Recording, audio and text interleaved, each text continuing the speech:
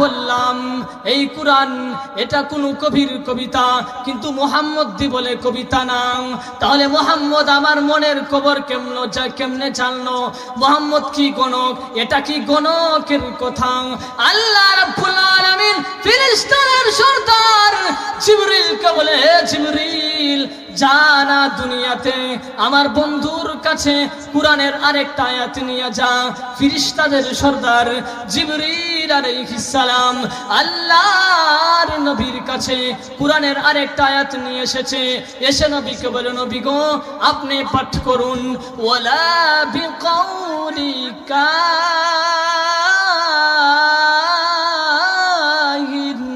কলিলাম মা তাযাক্কারুন।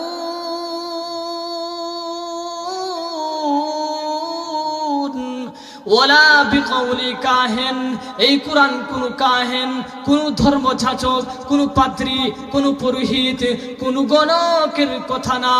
আল্লাহ নবী যখন বলেন এই কুরআন কোন কবির কথা না, কোন গণকের কথা না, উমর বলে, কি রে, আমি না বললাম কবিতা, মুহাম্মদ বলে কবিতা না। এরপরে আমি বললাম মুহাম্মদ আমার মনের খবর জানলো কেমনে? তাহলে মুহাম্মদ গণক, এটা গণকের কথা, কিন্তু মুহাম্মদ দি বলে এটা গণকের কথা না। তাহলে কার কথা? আল্লাহ রাব্বুল আলামিন ফেরেশতাদের সরদার জিবরিল আলাইহিস সালামকে বললেন, এ জিবরিল, জানা দুনিয়াতে জানা। জিবরিল রে, এতক্ষণ উমর মনে করছিল কবিতা, তারপরে মনে করছে গণকের কথা।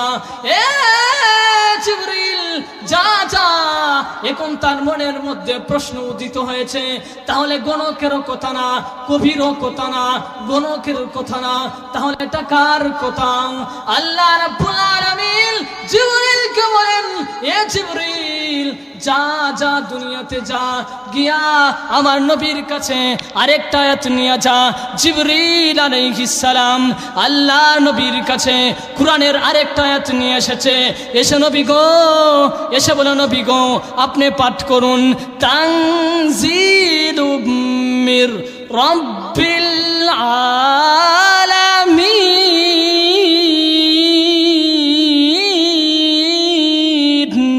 তানজিল বিমানা মুনাজ্জাল, তানজিলুম মির রাব্বিল আলামিন। এই কুরআন বিশ্ব জগতের প্রতিপালক আল্লাহর পক্ষ থেকে নাজিলকৃত। তানজিলুম মির রাব্বিল আলামিন, এই কুরআন